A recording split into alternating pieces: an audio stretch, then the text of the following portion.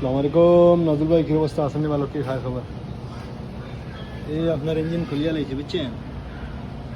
এই হলো হেড, দেখছেন এই হেডের অবস্থা কীরকম, অয়েল খাইয়া খালা খাসরা হয়ে রয়েছে, কার্বন ধরিয়া দেখছেন, মোবিল খাইয়া।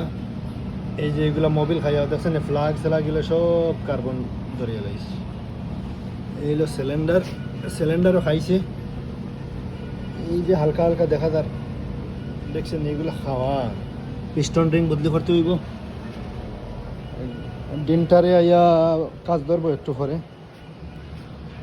এই হলো আপনার গাড়ি, পুরা ইঞ্জিন খুলিয়া লইছে বুঝছেন। এই হলো যা পিস্টন, ক্যারেং, পিস্টন সব এখানে।